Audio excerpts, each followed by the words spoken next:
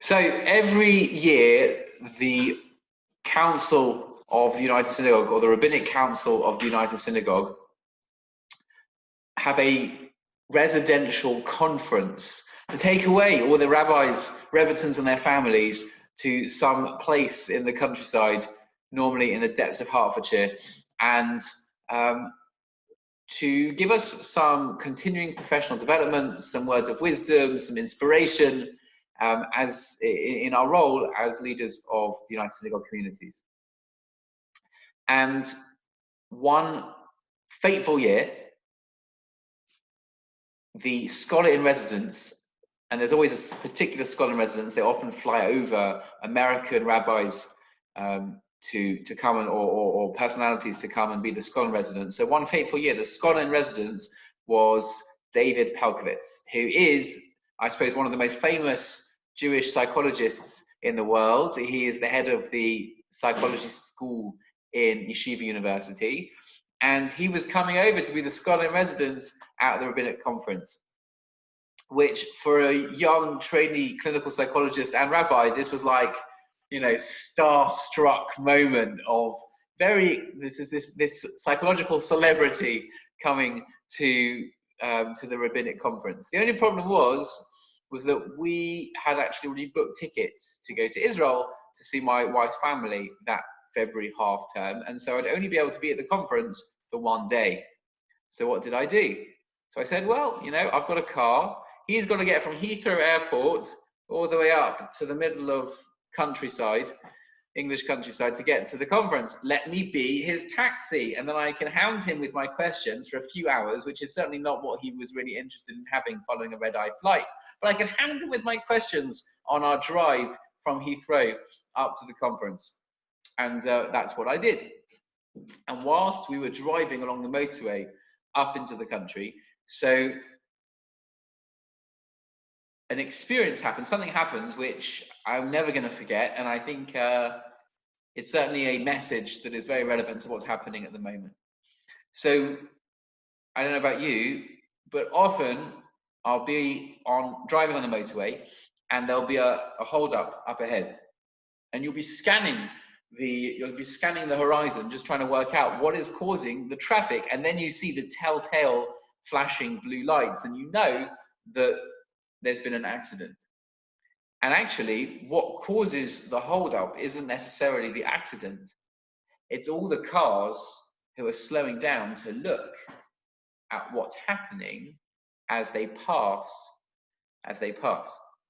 And sure enough, as we were driving down the motorway and there was an accident, and as we slowed down to pass, I looked, and Dr. Pelcovitz said to me, he said, "Don't look.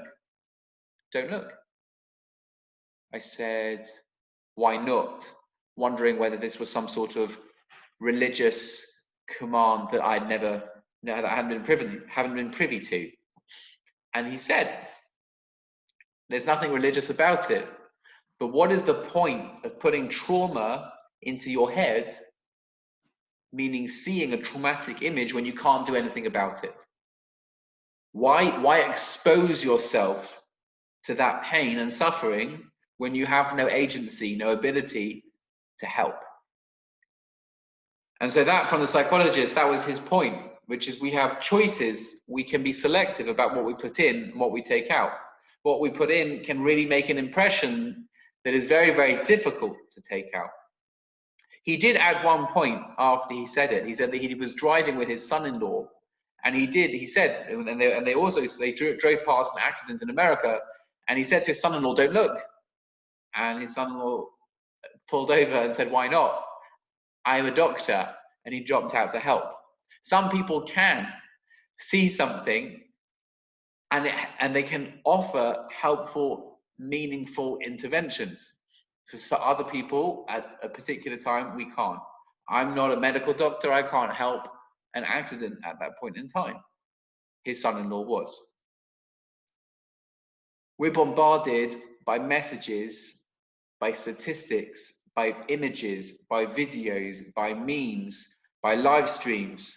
Every day, every moment, it's being beamed into our phones, on computers and TV screens. And we have choices about how to consume all that information, all those images, all that data, because sometimes it can be overwhelming and sometimes it can be traumatizing. So in a certain sense, I'm suggesting that we filter what we look at, because otherwise it can be quite damaging. But why would we do that?